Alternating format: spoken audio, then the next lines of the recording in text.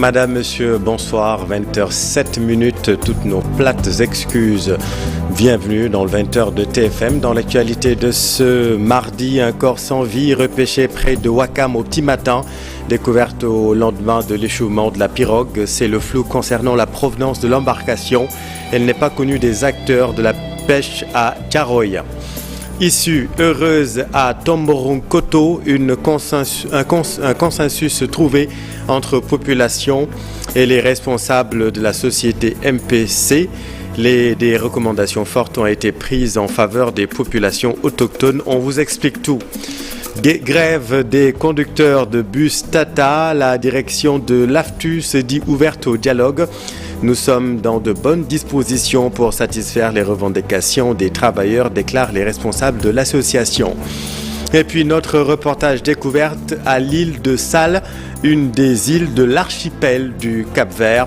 La communauté sénégalaise s'active dans les domaines de l'artisanat et du tourisme. Reportage avec Pape Faraning et Yaya Diallo en fin d'édition. Voilà pour les titres et tout de suite le développement.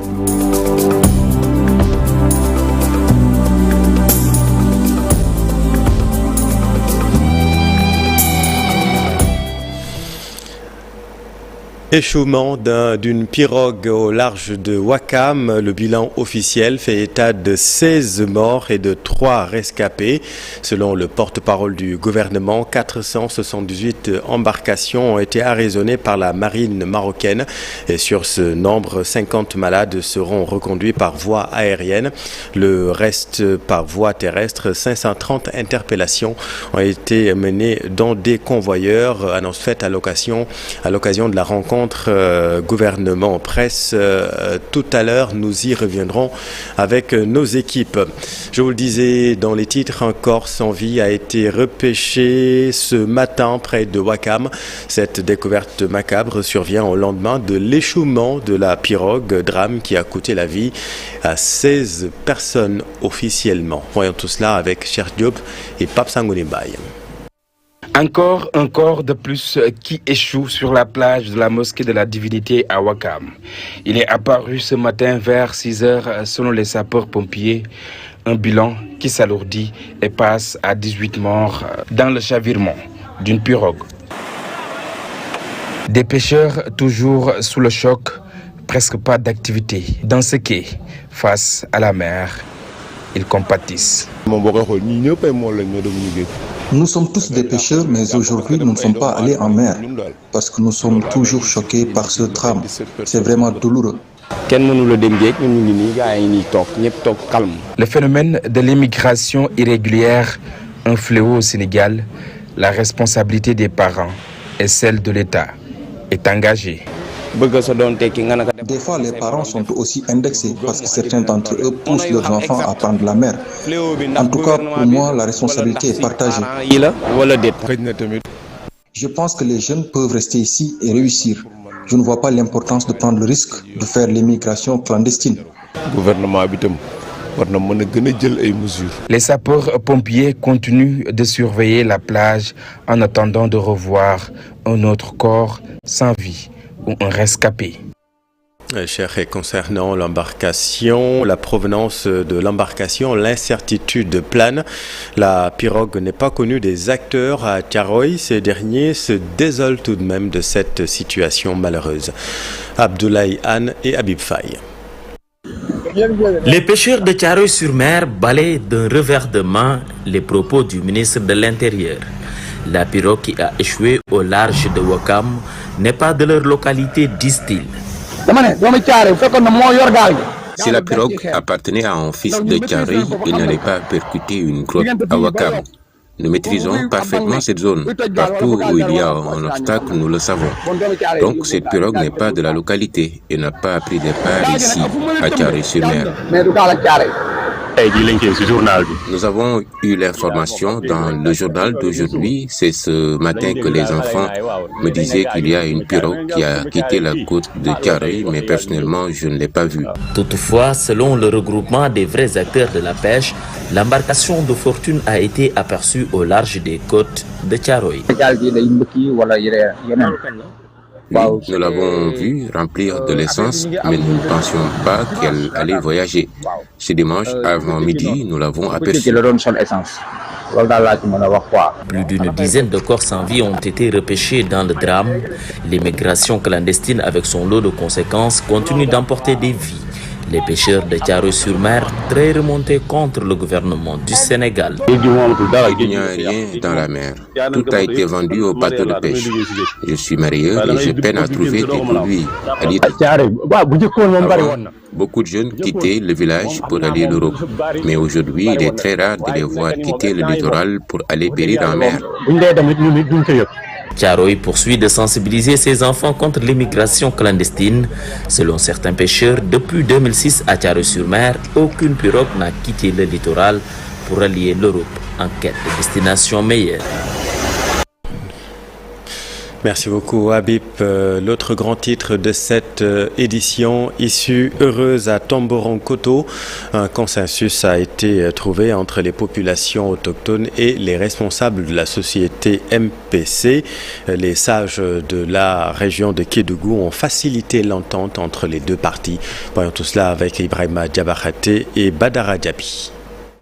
72 heures après les affrontements survenus entre les éléments de la compagnie de gendarmerie de Kédougou et les populations, le calme est revenu dans la commune de Tomboronkoto. En effet, la médiation initiée par le collectif des sages de la région de Kédougou a permis de décanter la situation qui du reste était très tendue entre les populations et la société PMC. On a eu pour 15 cases qui sont parties à fumer, appartenant à 9 familles, à 9 ménages, autant pour moi.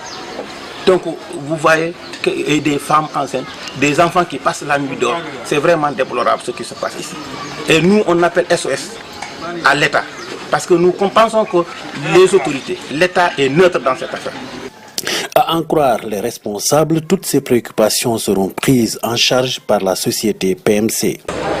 Aujourd'hui, des propositions concrètes ont été faites à la société et la société, n'est-ce pas, a accepté aussi, n'est-ce pas, ces mesures d'accompagnement-là pour que le sondage puisse se réaliser.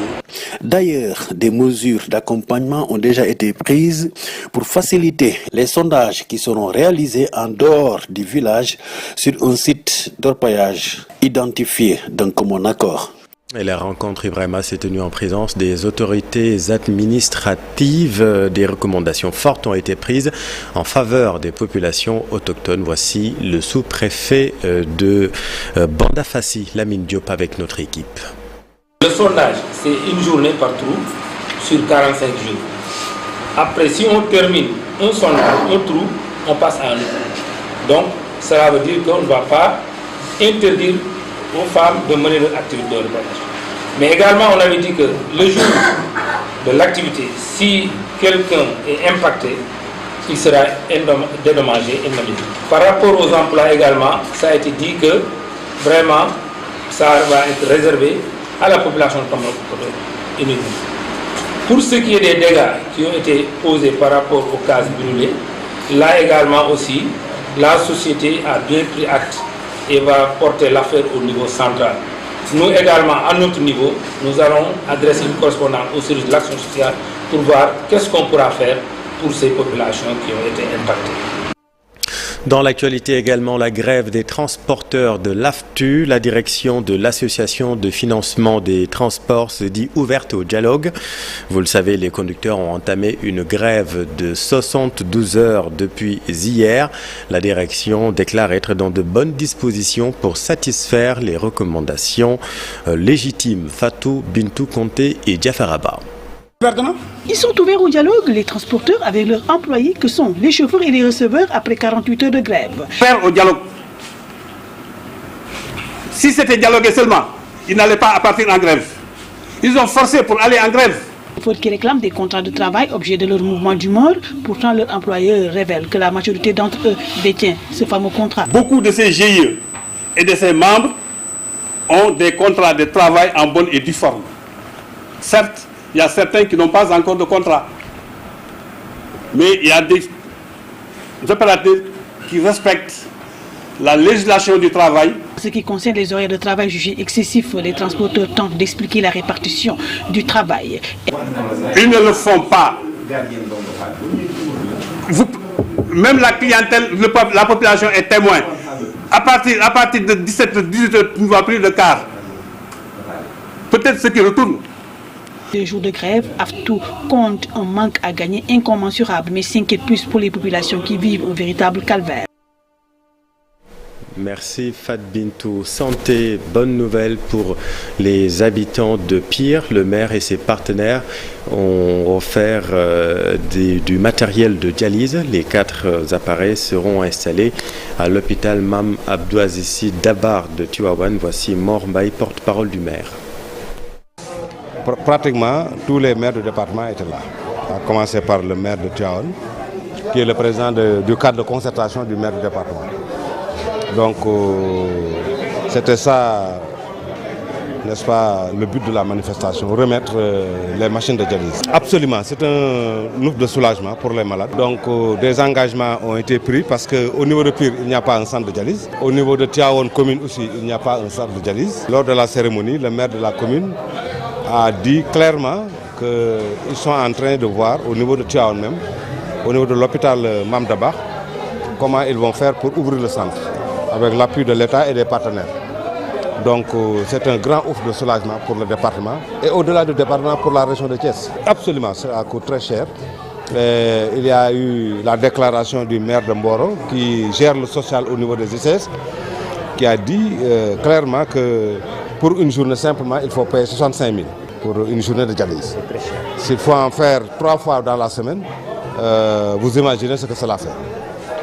Dans une situation sociale morose, absolument, il nous le faut, d'autant que le président de la République a initié la création ou bien la mise sur pied d'un grand hôpital à Yadjin, qui est dans la commune de Tivaouane. Donc c'est véritablement une situation que toutes les populations saluent. Vraiment créer un centre de dialyse au niveau du département de Tivaouane. Parlons éducation à présent. Premier forum national de l'enseignement privé au Sénégal. Les acteurs se penchent sur l'équation d'un enseignement privé de qualité à l'heure où les établissements privés pullulent. Le forum est également l'occasion de débattre au sujet de l'employabilité des jeunes au Sénégal.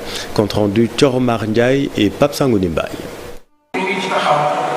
Premier forum de l'enseignement privé au Sénégal, une occasion pour parler des défis et perspectives de l'école privée sénégalaise. Un moyen pour également poser le problème de l'employabilité au Sénégal. Une première occasion de réunir tous les acteurs qui interviennent dans le secteur privé de l'éducation au Sénégal. Et ça, c'est du préscolaire au supérieur, en passant par la formation professionnelle. Les textes qui régissent aujourd'hui l'enseignement privé datent des années 90.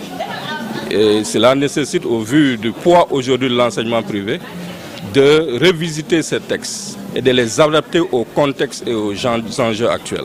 Parce que nous sommes conscients aujourd'hui des enjeux de l'État du Sénégal, des enjeux de formation et d'employabilité de notre jeunesse, qu'il y a un réel déficit entre formation et emploi. Une question cruciale pour Innocence Tapndiaye, surtout en cette période où les morts sont comptés dans le pays à cause de l'immigration clandestine. Le Haut Conseil du dialogue social que j'ai l'honneur de présider a examiné la question de l'employabilité des jeunes et à l'occasion, nous avons pris un échantillon de jeunes, 40. Nous avons mis en présence toutes les structures qui s'occupent de la promotion de l'emploi des jeunes et nous avons fait un diagnostic sans complaisance et formulé des recommandations. Je pense que ce rapport ne peut pas être un rapport de trop. Pour le syndicat national de l'enseignement privé du Sénégal, il est impératif de mettre fin aux inégalités entre enseignants du privé et ceux du public. Ce que nous attendons aujourd'hui par rapport à l'État, c'est que l'État augmente la subvention qu'elle alloue à l'enseignement privé, qui est de 2 milliards actuellement, ce qui fait environ 0,30% du budget alloué à l'éducation nationale. Au moment où on parle la plupart des enseignants qui ont rempli cette salle n'ont pas perçu de salaire au mois de juillet et n'en auront pas pendant les vacances. Ce qui est vraiment avilissant, ce qui est dégradant pour des gens comme nous. Ce forum qui a regroupé les acteurs clés du secteur privé éducatif a également pour but d'impulser de nouvelles politiques en harmonie avec les objectifs d'un enseignement privé de qualité. Merci Thioro. On en vient à notre reportage découverte de ce 20h et nous amenons au Cap-Vert, à l'île de Sal, et ne vous fiez pas à son nom. Une forte communauté sénégalaise réside à l'île de Sal. Les compatriotes s'activent dans les domaines du tourisme et de l'artisanat. Comme qui dirait, loin des yeux, près du cœur, ils restent préoccupés par les tensions politiques au Sénégal, malgré les quelques 900 bornes qui séparent les deux pays. C'est le reportage découverte du 20h, Pape Faraning et Yaya Diallo. Bon, io parlare un po' italiano, io hablar também espanhol, I speak good English, and eu falo também português, porque aqui é português. Ils sont devenus des polyglottes en côtoyant les touristes. Les Sénégalais de Cap-Vert établis sur l'île de Sal s'activent dans tous les secteurs, particulièrement dans l'artisanat. On travaille dans l'artisanat. Bon, moi je suis là depuis 2006 et on travaille dans le tourisme. On a des petits magasins, on a des magasins au niveau de la ville de Santa Maria. Bon, quand les touristes viennent, on essaye de s'accrocher pour pouvoir trouver quelque chose aussi, quoi. Presque Afrique. C'est le pays où on trouve plus de touristes en Afrique, car c'est un bon endroit et il y a aussi la paix ici. Tous ces produits viennent du Sénégal, nous les mettons dans des conteneurs. Nous avons ici une maison dédiée à Serigne Touba tous les dimanches. Nous nous retrouvons là-bas pour psalmodier des chassaïd et réciter le Saint-Coran. Les clients sont des Blancs. Cette période, nous avons des Italiens, des clients français. Mais au mois de décembre, nous avons des clients qui nous viennent des Scandinaves. Malgré la quiétude de l'île, ces Sénégalais ont des difficultés pour obtenir certains documents pour faire correctement leur travail. Le plus souvent, les autorités capverdiennes n'aiment pas la manière dont certains travaillent, c'est-à-dire étaler leurs marchandises. À mon retour du Sénégal, c'est mieux maintenant, avec la police. Nous essayons tant bien que mal de discuter avec les policiers pour pouvoir écouler nos marchandises. Même s'ils vivent loin du pays, ces Sénégalais s'inquiètent sur la situation politique très tendue. Nous souhaitons la paix, rien que la paix au Sénégal. C'est vraiment désolé d'entendre des violences au pays. Il y a beaucoup de morts. Et là, quand on voit ces images-là dans les télévisions, vraiment, c'est décourageant, quoi. Vraiment, on est désolé, quoi, pour le Sénégal. Mais bon, on prie pour que la paix revienne au Sénégal, pour que les politiciens aussi soient honnêtes sur ce qu'ils font, quoi. Ils sont des centaines dans l'île de Sal, la plupart des jeunes très actifs dans la société. Malgré une différence de culture, ces Sénégalais s'organisent pour se retrouver chaque vendredi à Kër Serigne Touba, une manière de se ressourcer. Reportage à l'île de Sal, à l'archipel du Cap-Vert avec Pape Faraning. Merci beaucoup Pape Farah pour cette découverte. Et pour un mot de culture, la toute nouvelle production musicale de Kumba Gawlo Seck, Santrek, un single symbolisant la renaissance artistique de la chanteuse sénégalaise. Voyons tout cela avec Ibou Diouf.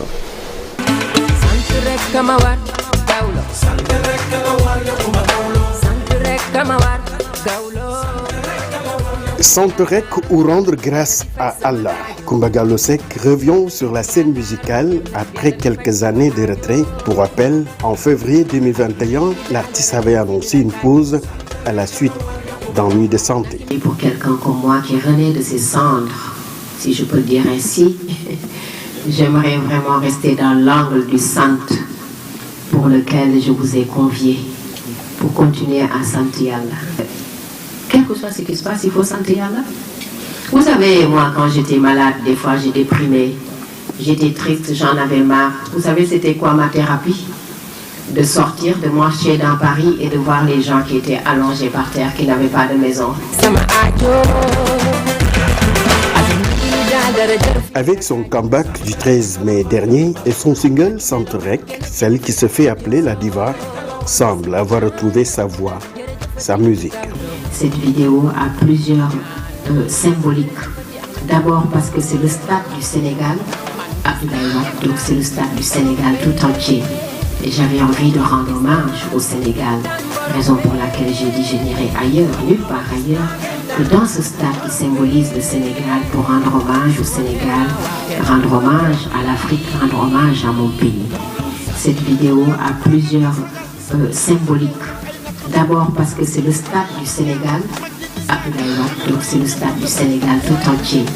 Et j'avais envie de rendre hommage au Sénégal, raison pour laquelle j'ai dit je n'irai ailleurs, nulle part ailleurs, que dans ce stade qui symbolise le Sénégal pour rendre hommage au Sénégal, rendre hommage à l'Afrique, rendre hommage à mon pays. L'autre raison aussi, c'est que ce stade symbolise la générosité, ce stade symbolise la solidarité, ce stade symbolise la cohésion. Dans ces sonorités, Coumba Gawlo Seck rend aussi hommage au Sénégal, à ses parents et à toutes les personnes qui n'ont jamais cessé de manifester soutien à son égard.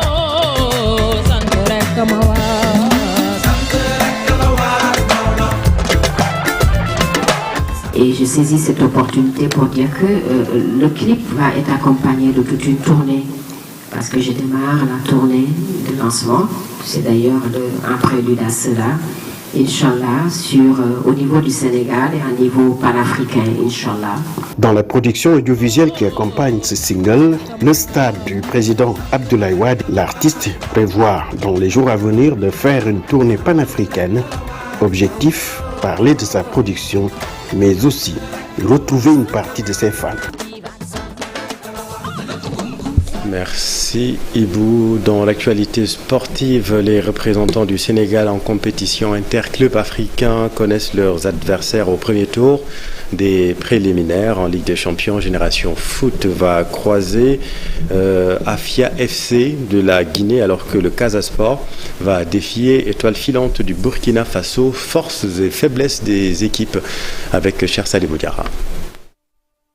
C'est un tirage plutôt clément pour les clubs sénégalais au premier tour préliminaire des compétitions interclubs africains. Génération Foot va rencontrer Afia FC de la Guinée en Ligue des Champions et le Casa Sport, l'Étoile Filante du Burkina Faso, en Coupe CAF. Le Afia de Conakry, adversaire de Génération Foot, est un club qui a marqué l'histoire du football guinéen et africain, notamment en remportant 3 Coupes d'Afrique des clubs champions dans les années 70. Mais aujourd'hui, c'est un club qui est un peu rentré dans les rangs, mais c'est un adversaire qui reste à la portée de Génération Foot. Je crois que Génération Foot aura également l'avantage non négligeable de recevoir au match retour l'Étoile Filante de Ouagadougou est également un club qui est bien connu en Afrique, mais pas parce qu'il s'illustre, mais parce que simplement c'est un club qui est assez régulier dans la participation aux compétitions interclubs. Je crois que c'est un club qui reste à la portée du Casa Sport. Il est bon de rappeler peut-être que les dernières confrontations entre les clubs sénégalais et les adversaires d'aujourd'hui, les clubs guinéens et burkinabés, avaient tourné en faveur des clubs sénégalais. Toutefois, des renforts pour leurs effectifs semblent inéluctables pour arriver à leur fin. Génération Foot et Casa Sport sont confrontés à de nombreux départs. Le problème du football de clubs sénégalais, c'est le même. C'est toutes les années, nos effectifs qui sont renouvelés à 90-80%. Pour le cas de Génération Foot cette année, ce sera quasiment du 100% parce que tous les joueurs qui ont décroché ce titre de champion du Sénégal sont transférés. Le Casa également va perdre beaucoup de ses cadres.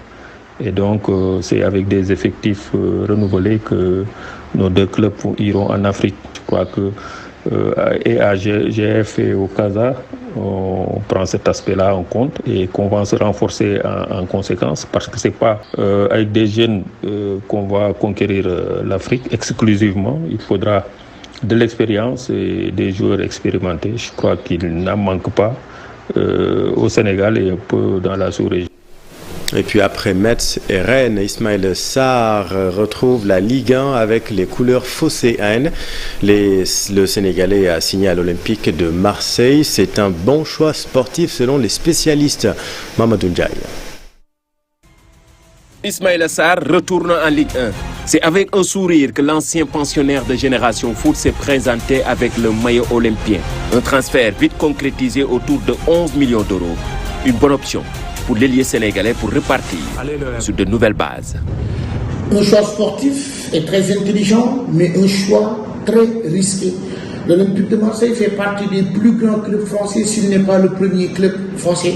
Maintenant, ce qu'il faudra à Ismaïla Sarr, c'est de muscler son jeu, de conquérir rapidement le public du stade au Vélodrome, car les supporters marseillais sont très exigeants. Après 4 saisons passées en Angleterre, Ismaïla Sarr comptabilise 33 buts en Premier League et parfois des blessures récurrentes.